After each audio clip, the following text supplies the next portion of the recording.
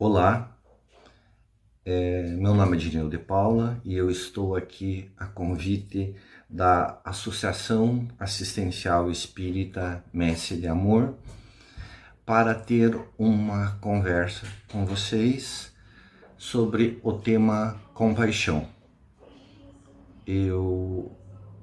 Vamos iniciar com uma oração.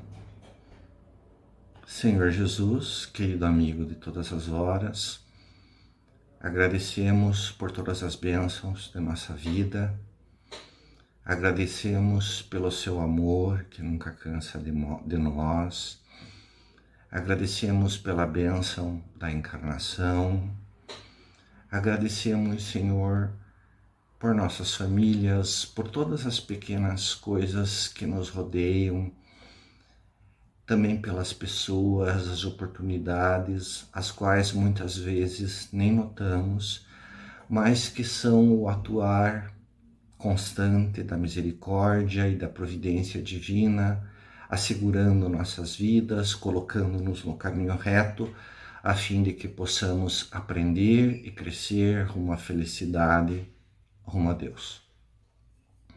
Bom, a respeito de compaixão. O tema é vasto e nós principiaremos refletindo sobre a lei de conservação, uma das leis morais da vida que se encontram descritas no Livro dos Espíritos. De acordo com essa lei, que se funda no instinto de conservação, é natural e instintivamente que o ser humano procura seu bem-estar. Ele deseja furtar-se de experiências dolorosas e viver bem, e esse sentimento é natural e visa a preservar ao máximo sua vida, a fim de que ele cumpra sua programação espiritual e se aperfeiçoe. Todos os seres vivos são dotados desse instinto. Entretanto, a espiritualidade superior também anota que as paixões humanas, no que apresentam de negativo, elas têm sua gênese em sentimentos naturais, mas que foram exacerbados.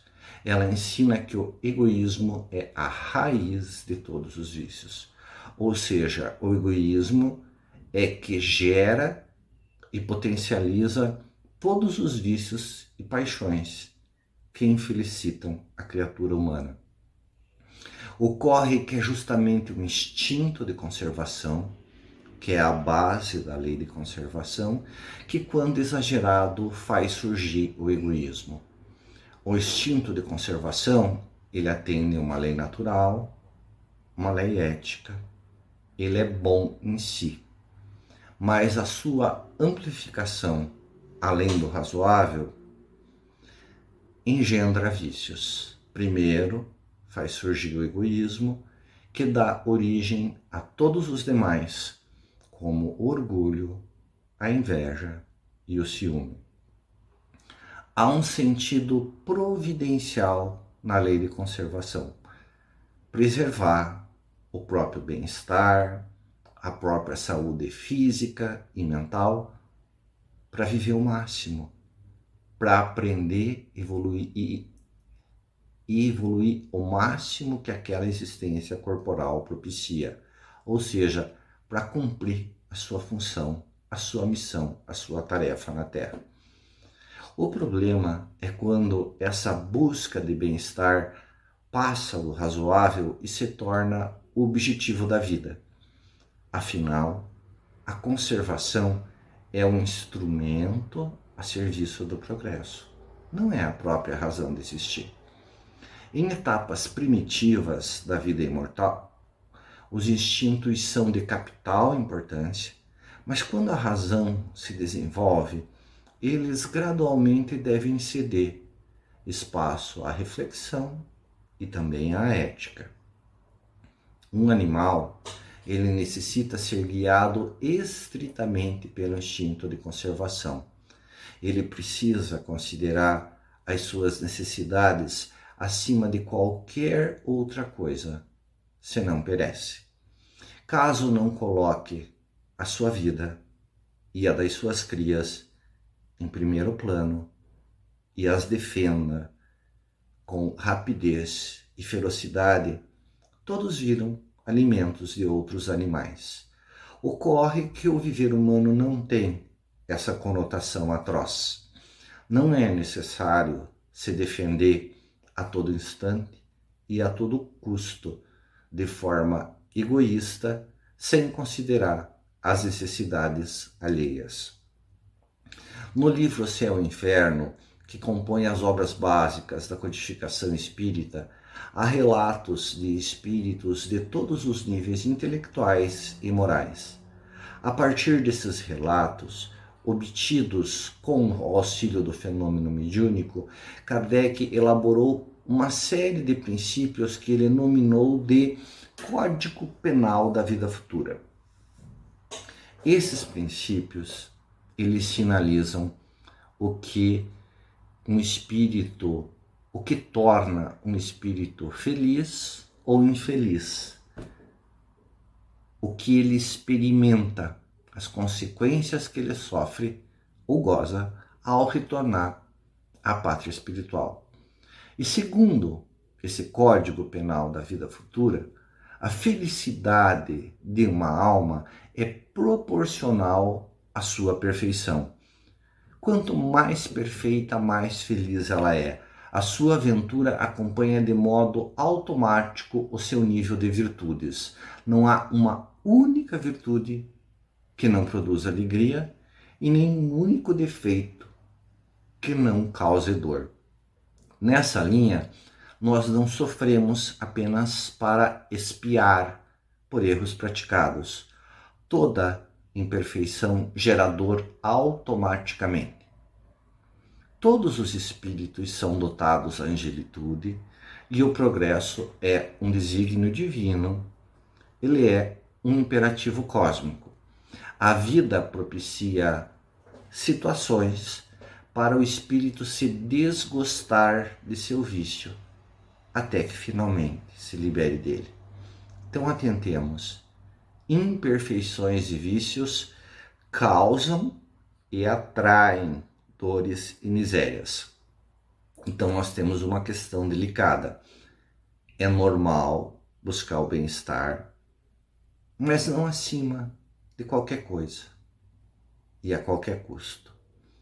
O foco exclusivo na própria conservação gera egoísmo, que traz dores e infelicidades.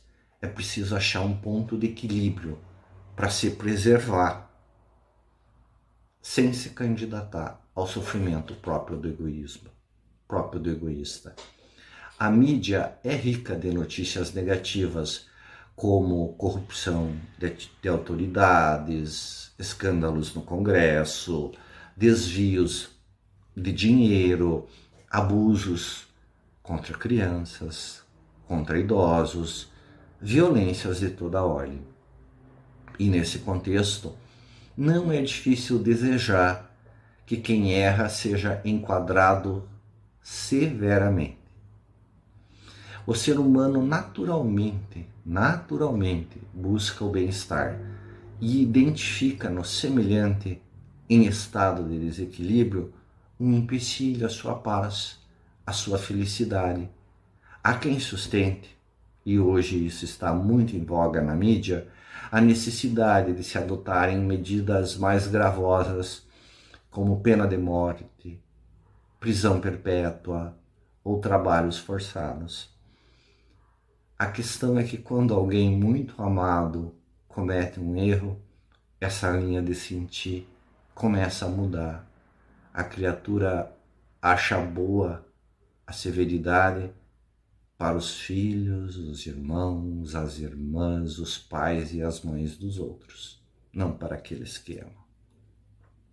Então pode até surgir um sentimento de alegria quando algo ruim acontece a uma pessoa com hábitos corrompidos.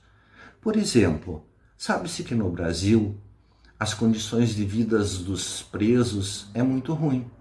Eles vivem em celas superlotadas, sem higiene, em promiscuidade física e moral, com bandos e gangues, ditando regras e submetendo os mais fracos. Entretanto, isso não parece incomodar a sociedade. É como se fosse algo natural, no melhor estilo, eles merecem. Não é possível ser ingênuo e sustentar a abolição dos modos pelos quais a sociedade se protege de seus elementos perigosos. Mas é necessário lembrar que se trata de seres humanos, embora por vezes truculentos, equivocados, não perdem a condição de filhos de Deus e de ovelhas do rebanho do Cristo, ao qual todos pertencemos. Essa linha de sentir, ela revela um vício que se origina da exacerbação do instinto de conservação, a severidade.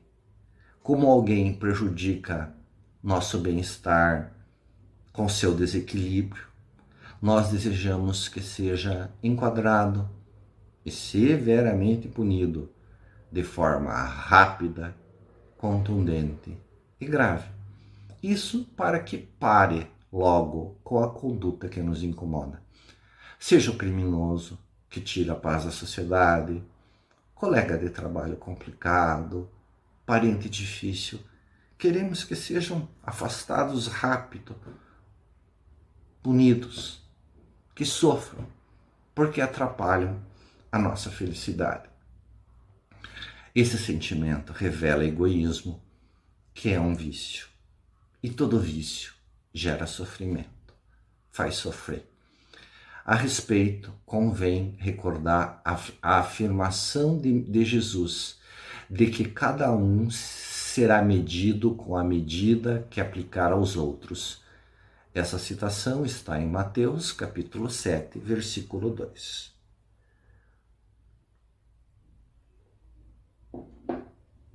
O Espiritismo ensina que a lei divina encontra-se inscrita na consciência de cada ser, que funciona como um juiz da própria conduta.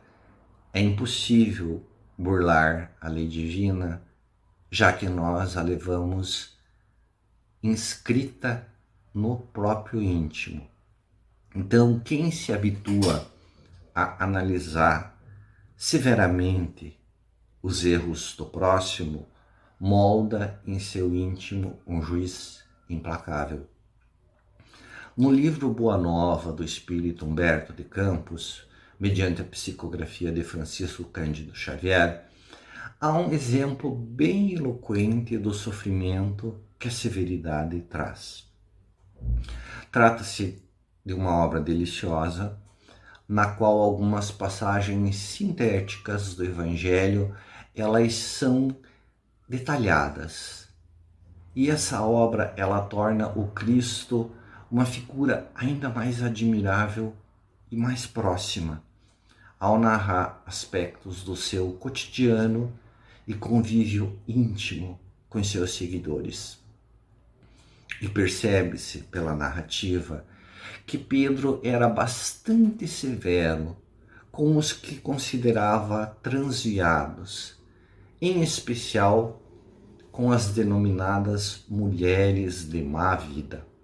Há um trecho em que isso fica muito patente e se refere a Maria de Magdala.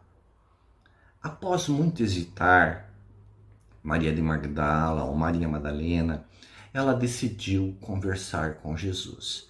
E ela tomou coragem, após observá-lo um tempo e verificar que o mestre jamais tinha nenhuma expressão de desprezo para com as mulheres de vida equívoca que o cercavam. E calhou de Jesus estar na casa de Pedro. Quando Maria o abordou, Jesus a acolheu com calor, generosidade, gentileza. Mas em dado momento, Pedro passou pelo aposento e fulminou Maria com um olhar gelado que muito a constrangeu. Veja-se que Jesus, a pureza, e a sabedoria encarnadas, estava conversando com ela com delicadeza. Mas Pedro não se privou de demonstrar o desagrado da permanência de Maria na casa dele. Só que na sequência surge o episódio da negação de Pedro.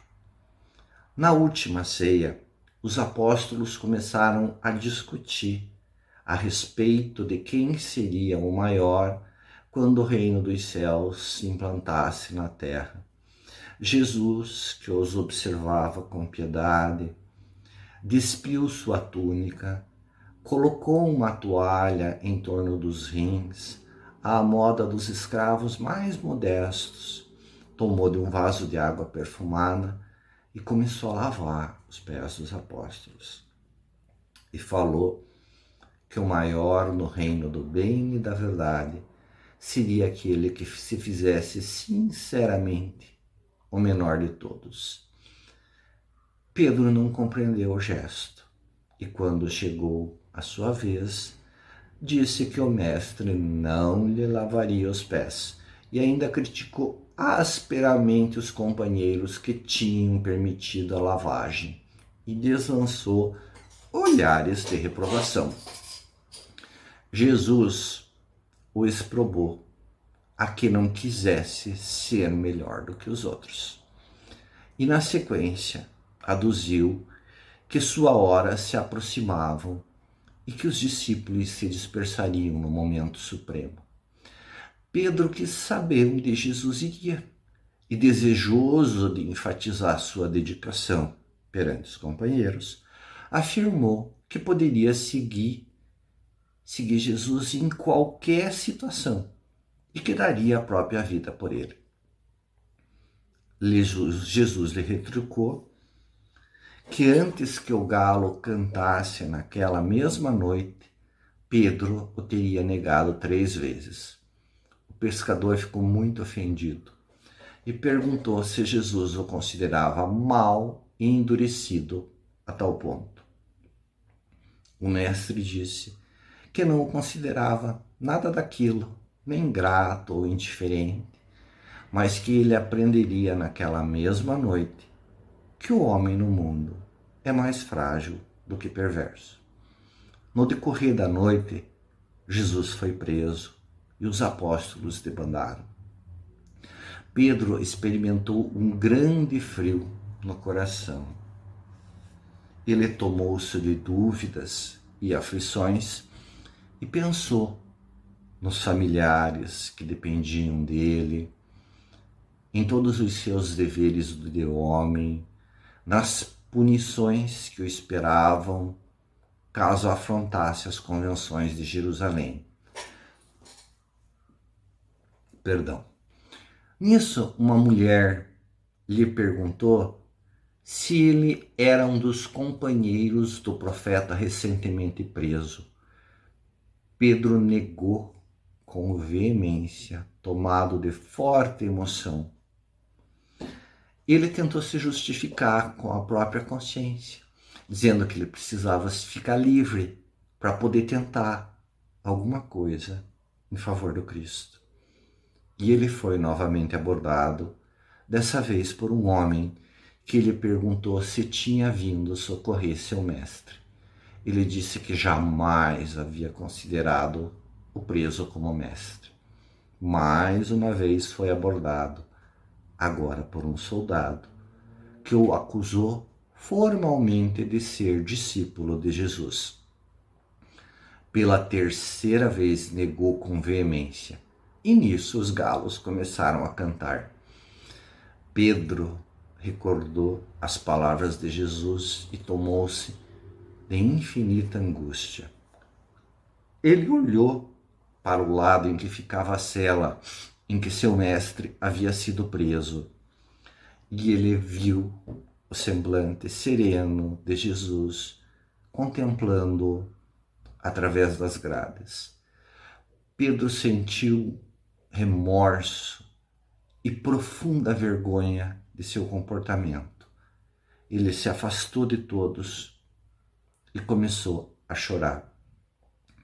Ele recordou sua vida e o modo ríspido com que condenara os transviados ao longo do tempo, que nunca conseguira perdoar as mulheres infelizes. Abatido como uma criança, em face de sua própria falta, ele começou a compreender as experiências dolorosas dos irmãos de humanidade. Desabrochou em seu íntimo uma nova consideração pelos infortunados do mundo. Nisso sentiu em espírito a presença consoladora do Mestre junto a ele, ajoelhou-se e pediu perdão. Então recordou as palavras de Jesus: Pedro, o homem no mundo é mais frágil do que perverso. Nós precisamos ter isso em mente em nossas relações com os semelhantes. Todos os homens são frágeis, inclusive nós. Não é viável fazer um juízo muito severo do semelhante, pois nós não temos condições de suportar um olhar muito atento sobre as nossas fraquezas. Se nós nos habituamos à severidade para com o próximo, nós formamos em nosso íntimo um juiz implacável que irá apreciar nossa conduta a todo instante. Fora João, todos os apóstolos debandaram quando Jesus foi preso, mas apenas Pedro passou pela situação de forma tão traumática, tão marcante, tão cheia de símbolos, sua negação anunciada, o cantar de galos e tudo mais. Por quê? Porque na época, provavelmente, eu estou fazendo uma interpretação, quem sou eu para dizer por que as coisas aconteceram com o apóstolo Pedro de determinado modo? Mas provavelmente porque na época ele era mais severo do que os outros. Só que isso mudou na sequência, ele mudou radicalmente seu comportamento. Bom, quanto aos vícios, outro que por vezes surge é a indiferença. Tantas notícias tristes cansam. Para não sofrer, para preservar o próprio bem-estar, nós optamos por não sentir. Nós congelamos o coração. Evitamos prestar atenção nos problemas dos outros. Nós evitamos nos envolver emocionalmente com o destino da coletividade. Nós treinamos uma profunda indiferença pelo que acontece à nossa volta. Refletimos que não conseguimos mesmo mudar o mundo. Então, que cada um faz o que quer de sua vida, de modo que o melhor é não se ocupar do outro, de forma deliberada, porque são muitas. Nós deixamos de olhar as crianças de rua, nós deixamos de nos envolver com os problemas alheios, porque é evidente a má fé de alguns, optamos por nos afastar de muitos. Esse distanciamento é ditado pelo egoísmo. Não queremos sofrer. Para preservar o nosso bem-estar, deixamos de ver o outro, renunciamos à fraternidade. Como todo vício gera infelicidade. O ser humano, ele é gregário por natureza e precisa conviver para se sentir pleno. Sempre há o risco de se decepcionar, mas isso não é motivo para abdicar da vida social. Quem se isola deixa de evoluir e lentamente embrutece seus sentimentos e seus sentidos. Logo, apresenta distúrbios psíquicos, sintomas de depressão, porque está violando uma lei natural, a lei de sociedade que também integra as leis morais da vida. Segundo a espiritualidade superior, essas leis se voltam a propiciar a felicidade do homem, que só é infeliz quando dela se afasta. O isolamento doentio de quem, para não se incomodar, opta por não conviver, esse isolamento egoísta, ele é uma doença da alma. E o Espiritismo, ele apresenta como uma forma saudável de convivência em um mundo imperfeito, a virtude da compaixão. Em O Evangelho segundo o Espiritismo, há uma profunda mensagem sobre a piedade, que é sinônimo de compaixão. E segundo se infere dessa mensagem, a compaixão é o sentimento que nos comove à vista dos sofrimentos dos semelhantes. É a tristeza que se sente com a infelicidade alheia, mas também é o desejo de livrar o próximo do sofrimento. A compaixão impede que um homem siga feliz e tranquilo ao lado da tragédia que devasta a vida do próximo. Trata-se de uma virtude um tanto melancólica, porque ela nasce ao lado da dor e da desolação. Entretanto, ela dulcifica o coração, por vezes endurecido pelo jogo dos interesses mundanos. Constitui a mais eficiente forma de cura das paixões e ilusões humanas. Como combate os vícios e acelera o processo de progresso do espírito, de aperfeiçoamento, ela gera felicidade logo adiante. Não é a felicidade do bruto, focada em prazeres grosseiros ou fugazes, mas é a paz do coração, a emoção sublime, suave, sutil, que a bondade propicia. A compaixão é o prenúncio da verdadeira caridade, porque ela descongela a indiferença e aniquila a severidade. Não do mero dar de esmolas, como um ato, por vezes, tocado de indiferença, talvez até de desprezo. Frequentemente, quem dá esmola o faz para se livrar da presença do pedinte. Não detém nele o olhar, não reflete sobre sua condição humana, não se coloca em seu lugar. A compaixão é rica de sentimento e de coragem.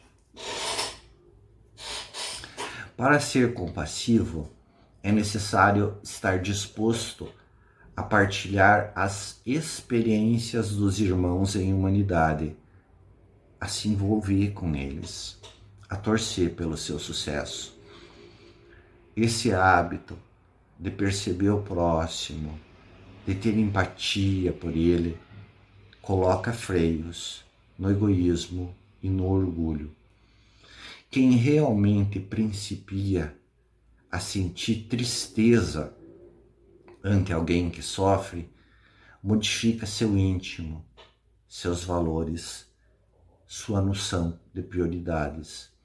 O bem-estar, ele não vem mais do egoísmo, de guardar distância de quem tem problemas.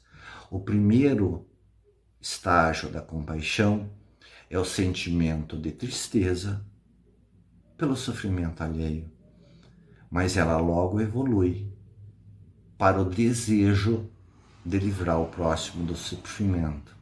Não é apenas o ficar com pena, com preguiça. Por exemplo, eu vejo idosos sozinhos em um asilo e me entristeço.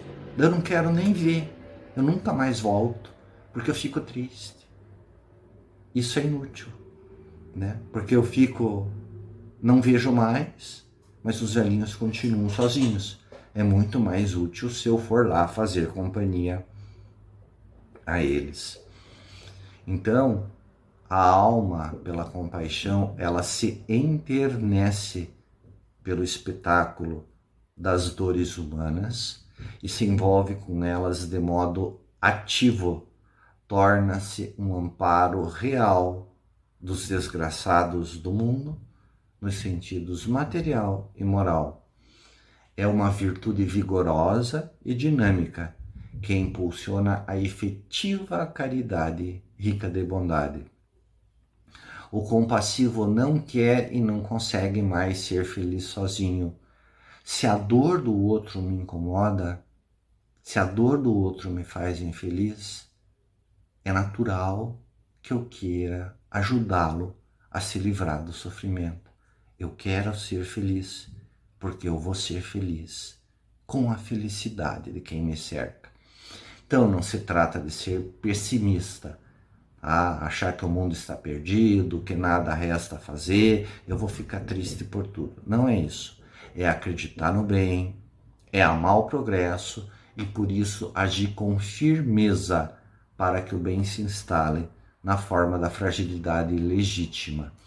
Quem realmente deseja ser feliz precisa incorporar em seu viver a compaixão. Jesus afirmou que nem todo aquele que diz Senhor, Senhor entrará no reino dos céus, mas aquele que faz a vontade de Deus. E ele também disse que o reino de Deus não vem com aparências exteriores, ou seja, não é um lugar aonde se vai para ser feliz. Onde quer que esteja um espírito que incorporou as leis divinas em seu íntimo, ele está no céu de sua consciência. Quanto à vontade divina, Jesus, quanto à lei divina, a vontade de Deus, Jesus resumiu toda a lei divina no amor a Deus, acima de tudo, e ao próximo como a si mesmo. Assim, para atingir a plenitude da felicidade, a plenitude de todos os dons, é preciso amar. Ocorre que para amar é preciso começar. Ninguém é surpreendido pela pujança do amor total antes de iniciar em pequenas experiências e vivências do cotidiano. Às vezes, uma singela manifestação de ternura, um pedido de desculpas, uma ação de misericórdia. E para se dispor a isso, é necessário se aproximar emocionalmente do semelhante, a ponto de se entristecer com suas dores, imaginar-se no lugar dele. Essa proximidade emocional é que viabiliza a vivência do amor em um sentido mais profundo. Jesus, o modelo e guia da humanidade, nunca se furtou de conviver com prostitutas e com ladrões. Quando indagado a respeito dessa convivência com pessoas ditas de má vida, ele disse: não necessitam de médico os que estão sãos, mas sim os que estão doentes. E também sentenciou: eu sou o caminho, a verdade e a vida, e ninguém vai ao Pai senão por mim. Ou seja, quem se afirma cristão precisa seguir seu exemplo e não se isolar e nem condenar quem apresenta fragilidades morais. Evidentemente, é mais fácil ter piedade de quem sofre do que de quem faz sofrer. O triste espetáculo de quem fere, rouba, frauda e violenta a paz e a vida alheias não costuma despertar qualquer espécie de simpatia. Entretanto, convém lembrar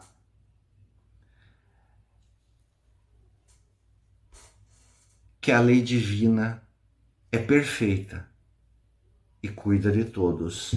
Não há absolutamente nada que alguém faça em termos morais e fique sem resposta. Um criminoso ele está cavando um negro e fundo abismo para nele entrar. Quem se aproveita da boa-fé alheia, quem perverte inocentes, é um ser lamentável. Não se trata de ficar esperando que as soberanas leis atinjam quem erra e se regozijar com isso, mas de reconhecer que injustiça e impunidade são conceitos estranhos à lei divina. A aparente ventura do homem cruel e desonesto é ilusória e sempre prenuncia grandes dores, se não agora, certamente no futuro. O político corrupto terá de dar conta dos prejuízos que causou a incontáveis pessoas. Não é possível bater palmas para seus desequilíbrios, nem de deixar de tomar medidas para conter seus atos maus. Mas de forma bastante lúcida, é possível lamentá-los, ficar triste com o sofrimento que preparam para si próprios e desejar auxiliá-los, a fim de que melhor compreendam quais são os seus deveres. Cuida-se de uma disciplina do próprio sentir, a fim de não se encher de ódio e desprezo, uma forma de preservar a própria harmonia íntima.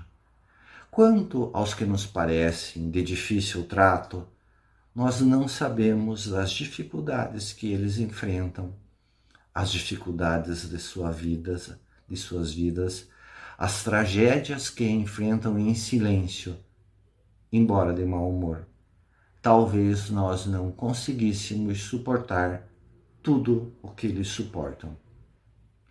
Convém que nos aproximemos, prestemos atenção para entender, para poder auxiliar, em vez de julgar arbitrariamente e de longe. A respeito, há uma interessante passagem no livro Boa Nova de que já tratamos. No capítulo 13, narra-se o episódio em que uma turba queria apedrejar a mulher pecadora e Jesus proferiu a célebre frase: aquele que estiver sem pecado, atire a primeira pedra. Na sequência da história, João indagou ao Messias a razão de não ter condenado a pobre mulher. Ao que Jesus lhe respondeu: sabes o motivo por que essa pobre mulher se prostituiu? Terás sofrido alguma vez a dureza das vicissitudes que ela atravessou em sua vida? Ignoras o vulto das necessidades e das tentações que a fizeram sucumbir no meio do caminho.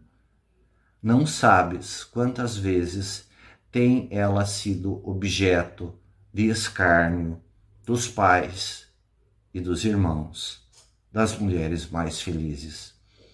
Não seria justo agravar-lhe os padecimentos infernais da consciência pesarosa e sem rumos.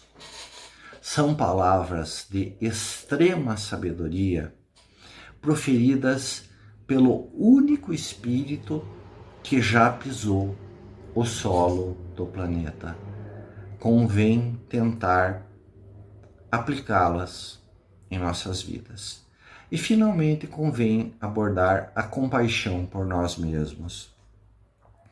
Tendo em vista que a compaixão visa livrar do sofrimento, vamos refletir sobre como nos livrar de dores desnecessárias. Nesse sentido, a primeira coisa que precisamos refletir é que Deus optou por criar seres imperfeitos, mas perfectíveis. Se Ele nos criou imperfeitos, é normal que nós, por vezes, cometamos erros. Isso não é um escândalo perante as leis divinas. Então, quando nós erramos, nós não devemos nos crucificar pelo equívoco, mas precisamos ter em mente de que é preciso reparar absolutamente todo erro. Errar é normal, mas a partir do momento em que tomamos consciência de que o agir é equivocado, nós precisamos repará-lo e cuidar para não repetir o equívoco. Porque quem se sabe devedor e não paga a dívida, fica na estranha situação de alguém que espera a cobrança do devedor chegar. E para evitar isso, é preciso que nós adotemos uma conduta dinâmica, que nós hajamos de uma forma propositiva para assumir as nossas responsabilidades, sem nos martirizarmos, mas também sem fugirmos das nossas responsabilidades. Para terminar, nós vamos lembrar uma significativa passagem do Evangelho ocorrida durante o período de pregações de Jesus. Jesus disse: "E vendo a multidão, teve grande compaixão deles, porque andavam desgarrados e errantes, como ovelhas que não têm pastor. Então disse a seus discípulos: a seara é realmente grande, mas poucos são os ceifeiros. Rogai, pois, ao Senhor da seara que mande ceifeiros para a sua seara." Nessa linha, no livro Boa Nova, ao falar com Joana de Cusa, atualmente Joana de Ângeles, mentora espiritual de Divaldo Pereira Franco, Jesus afirmou: entre o discípulo sincero do Evangelho e os erros milenários do mundo, começa a travar-se o combate sem sangue da redenção espiritual. Atendemos que a seara é grande e nela se trava um combate sem sangue, não tem violência. Esse combate é feito de exemplo, disciplina e esforço na construção de um mundo melhor.